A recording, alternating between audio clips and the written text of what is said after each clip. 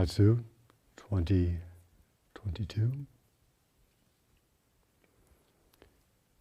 Today is a day of digestion, integration. You've received so many teachings, so much advice, so many recommendations, so many suggestions, both in the Zendo and Sanzen, at meals, for work, that at least after this talk, we're going to give people a chance to digest, to apply what you have heard without additional interference. I will see the people who were left in line last night, this afternoon, and then Jomon will meet with the people who are online this afternoon.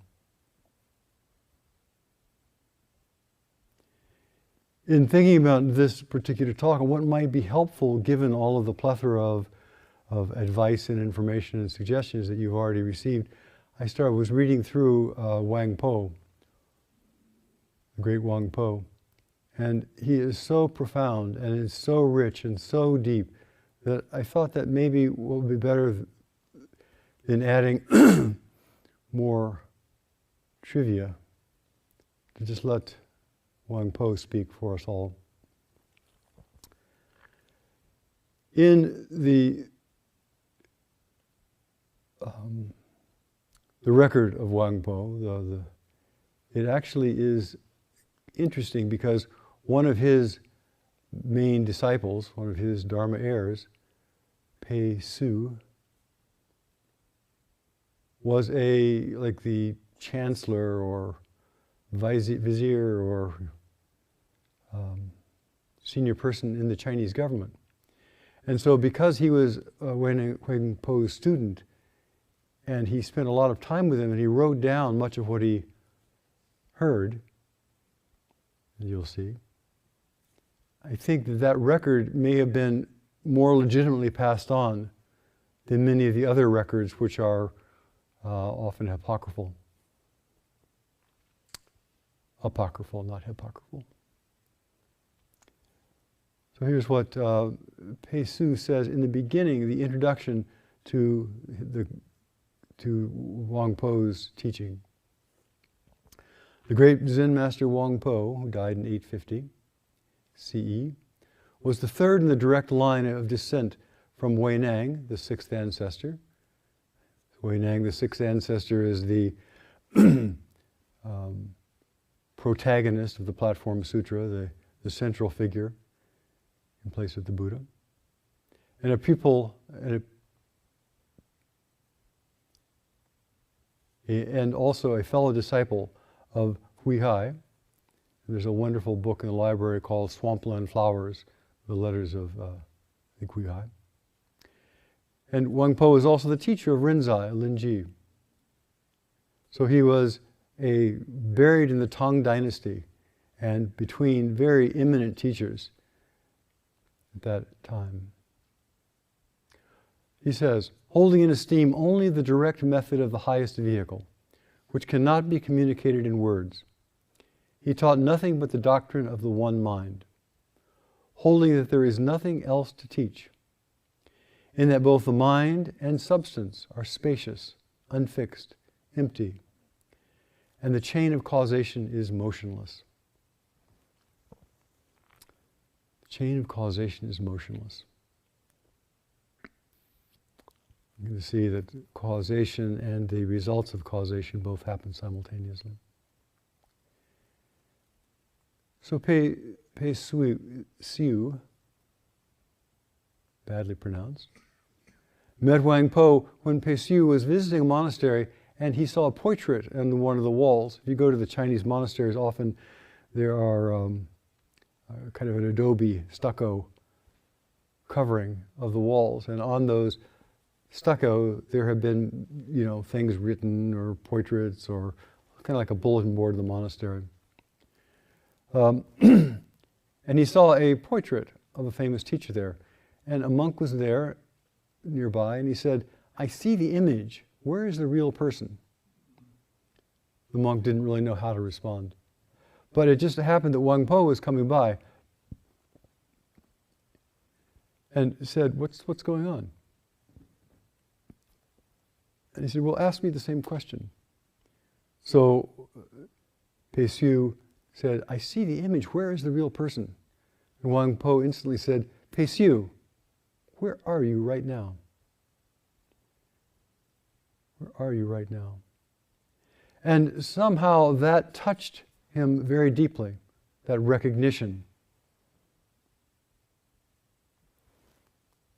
And because of his insight, because of being touched so deeply right there, because of having a little opening right there, he became Wang Po's devoted student.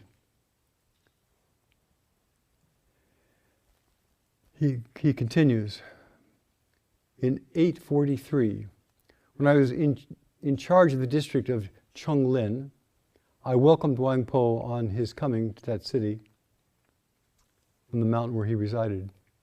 We stayed together in Lungxing Monastery, where day and night I questioned him about the way.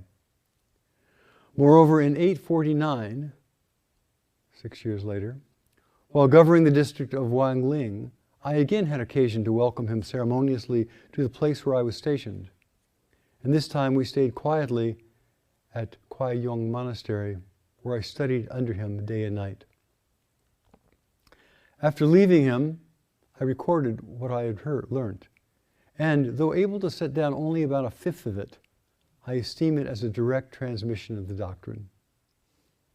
At first I was diffident about publishing what I had written. But now, fearing that these vital and penetrating teachings will be lost to future generations, I have done so.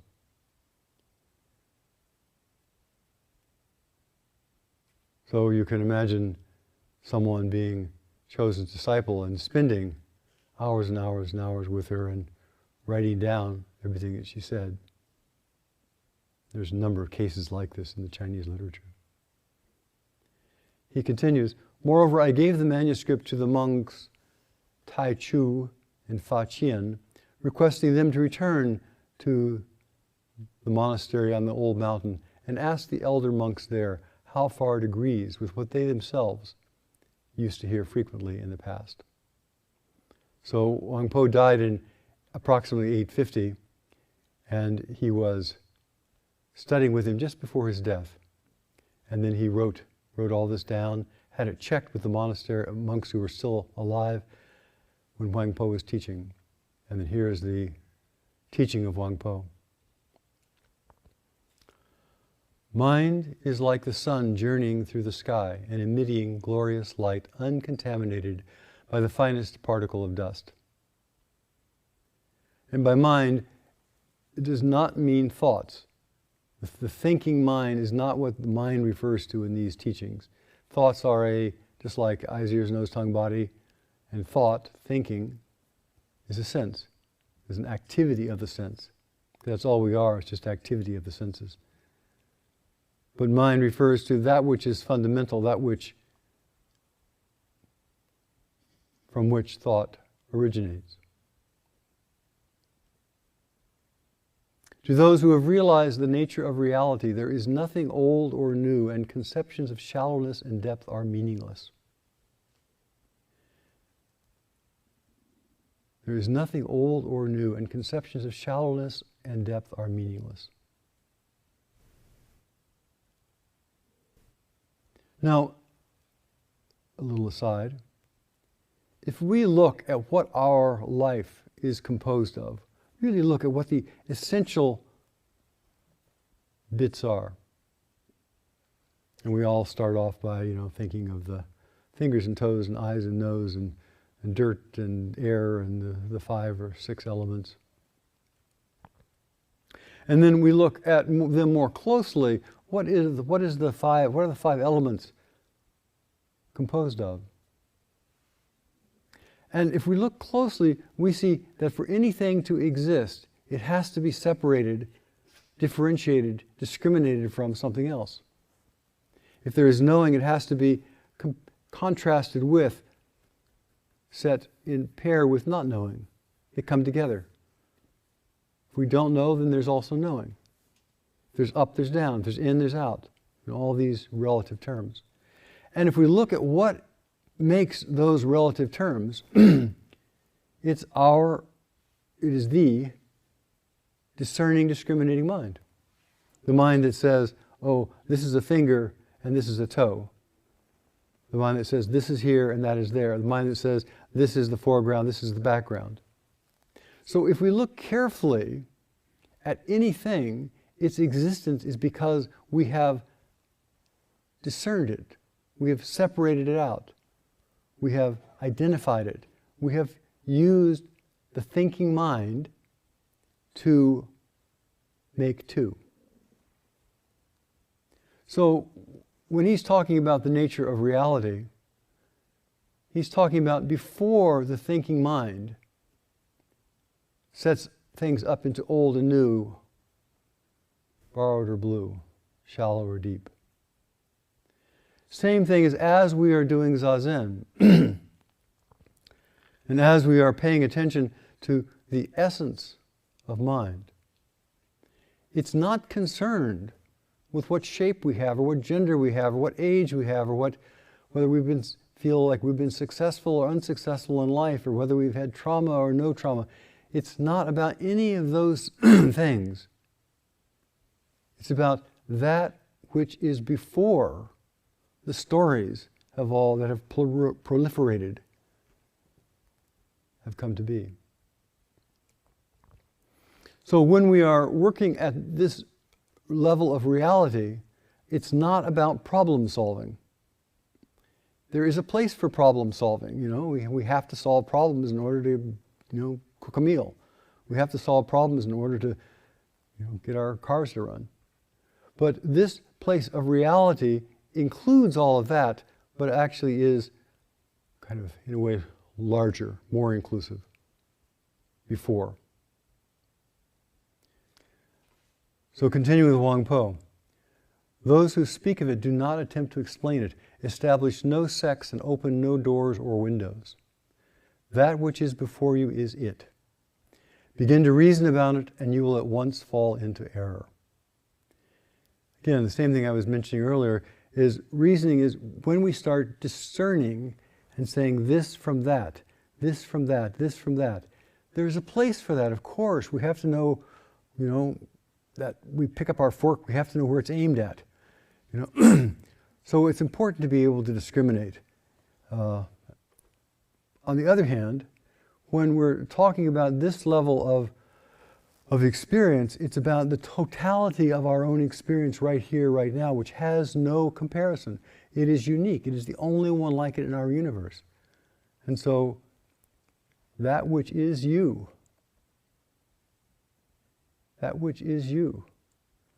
begin to reason about it, and you will at once fall into error.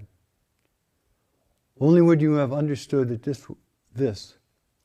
only when you have understood this, will you perceive your oneness with original Buddha nature, which of course means you and original Buddha nature are not two things. He makes up this you'll perceive your oneness with original Buddha nature, but that's a false duality. He's just kind of setting that up to remind all of us who are so obsessed with ourselves that right there is something that is fundamental and genuine. Therefore Wang Po's, words were simple, his reasoning direct, his way of life exalted, and his habits unlike the habits of other people. And it says that disciples hastened to him from all quarters, looking up to him as to a lofty mountain, and through their contact with him awoke to reality. Of the crowds which flocked to see him, there were always more than 1,000 with him at a time. Can you imagine living with 1,000 people within a large compound? Or trying to manage those people, because with 1,000 people, you have every state of mind under the sun. You have good and bad and crazy and sane, and you have people who really have ardent practitioners And you have people who are just there for the rice, and you have people who are really looking for power, and people who don't know what else to do, and every kind of person. So if you're living with 1,000 people, and you're a senior person in that community, you have to be familiar with, you have to be able to understand all of those different states of mind. And the way we understand them is not by pulling out our psychology books, but it's to understand ourselves. Because in us we have an infinite number of voices. And they're not real voices, they're not real things, or we can't dissect them. We can't take a scalpel and cut out the inner critic or add the inner joker. But we have to be familiar with them, and what they all are before before the mind has made up a story about them is their sensations, their energies, their feeling. And so one of the elements of practice is to expand our awareness, to be willing to feel everything that is brought to us. And it's easy to feel things that are good and shiny and bright, but we also have to feel that which is not so shiny and bright, and that's not so easy. That it all has the same flavor. Each according to our particular karma, we get a package of this or that based on our karma. But our task is to know it all, to accept it all. And as I mentioned to many people, acceptance is the foundation of love. No acceptance, no love. So to truly accept all the voices, all the parts of ourselves, and to know how to manage them, in a way is what they're talking about. You have 1,000 people and you have to accept who is there, and then how do you work with them? To accept a circumstance that has been brought to our lives and to say, okay, this is what's here, this is who's here, how do I meet it most skillfully? And the easy way, of course, we think of, well, I'll just get rid of it, and then I've met it. But everything's brought to us there for a purpose. Here's the piece that we were reading, and we'll continue reading for the Sesshin. And again, each time you hear this, I hope that it resonates in some way with you. Our original Buddha nature is, in highest truth, devoid of any atom of objectivity.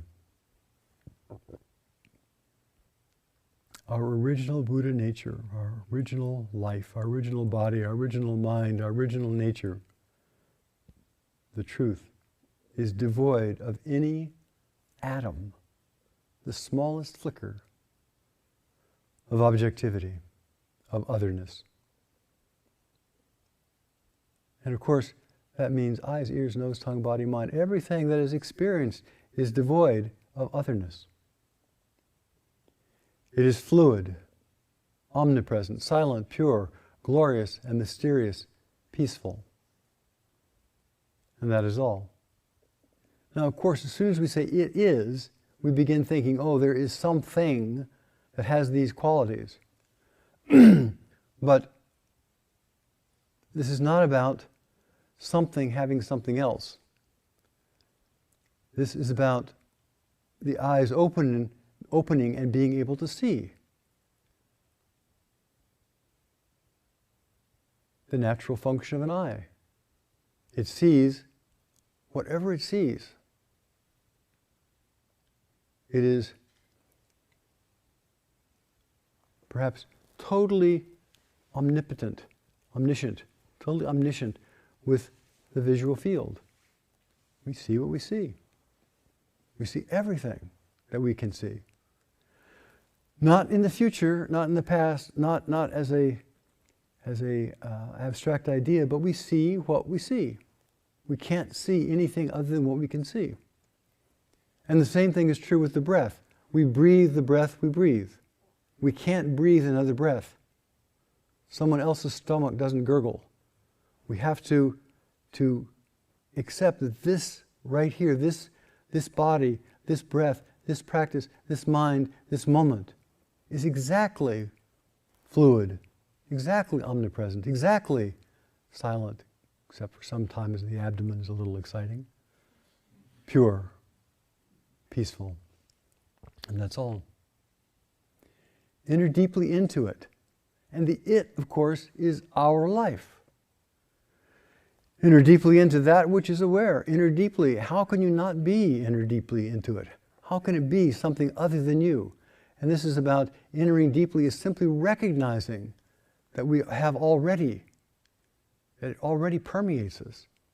So entering deeply is a fallacious me and there's something to enter.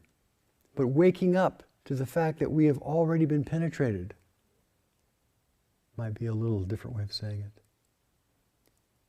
Your total life is it.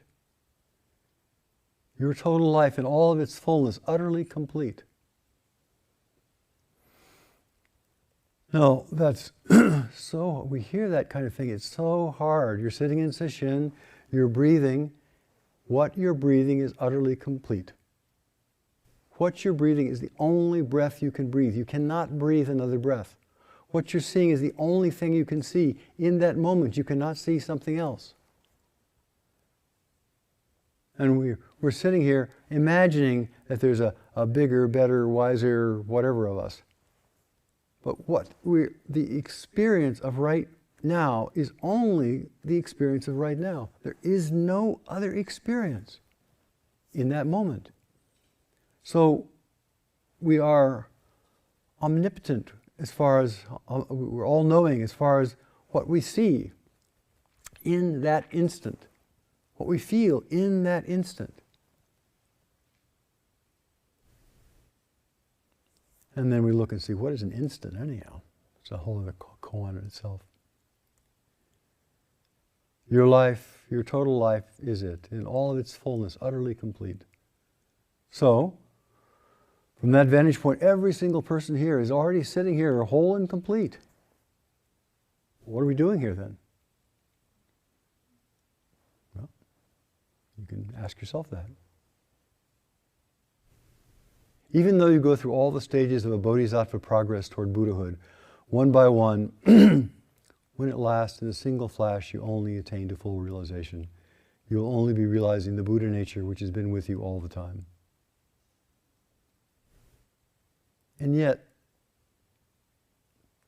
all of those stages, all of that growth and development has an effect on our relative life. There is no shortcut to spiritual maturity. One can't see what is really fundamental or see the interconnection of things and then say, whoop, that's it. Because we still have a life to live, and that life has to be lived fully and wholly and completely, and learning whatever skill we need to learn, learning how to best be one with the inclusive nature of mind. So on one hand, there is instant awakening, recognition that this moment is just this moment is inclusive, this moment has its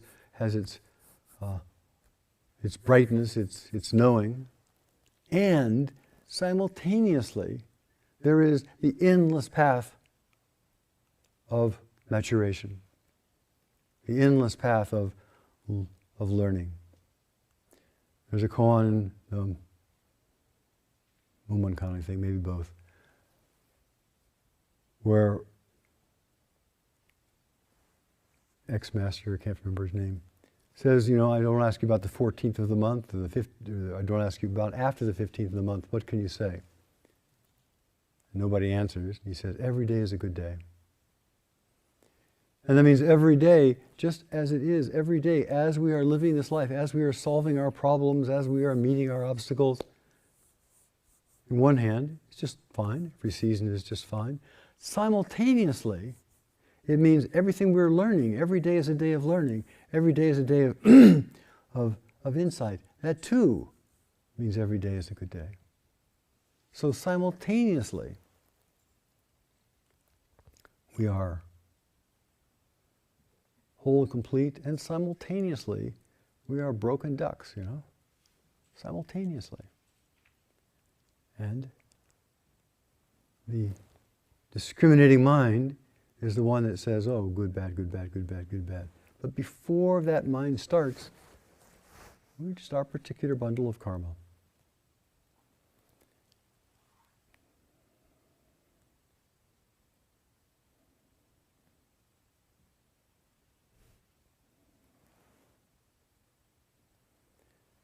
That is why the Tathagata said,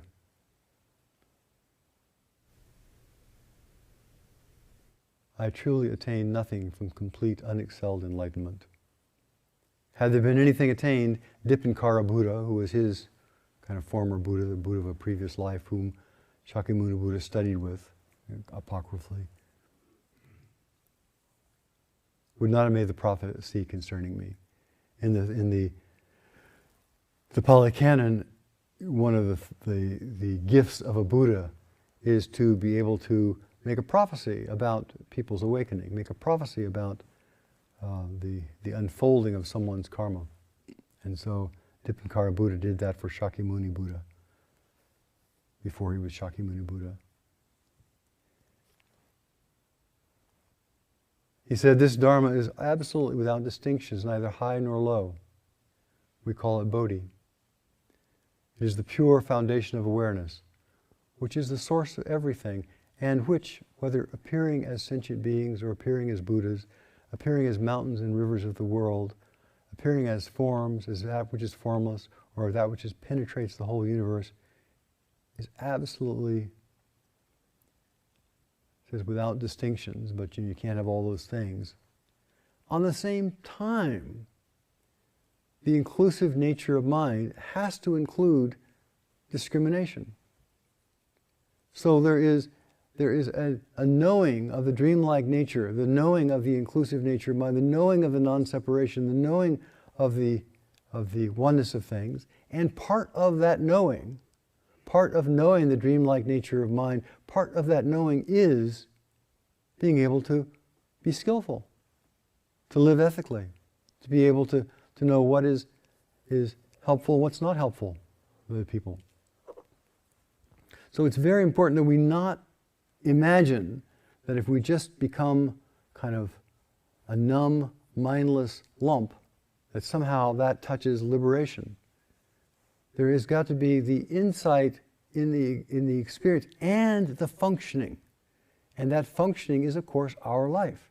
And that insight, of course, is right here, our life as it is, and how it unfolds is part of the karmic flow. Continues, this pure foundation of awareness, the source of everything, shines forever and on with all the brilliance of its own perfection. But the people of the world do not awake to it, regarding only that which sees, hears, feels, and thinks as fundamental truth. Blinded by their own sight, hearing, feeling, and thinking, they do not perceive the spiritual brilliance of the source substance. If they would only see beyond all conceptual thought, in a flash, that source substance would manifest itself like the sun ascending through the void and illuminating the whole universe without hindrance or bounds. Let's just stop right there.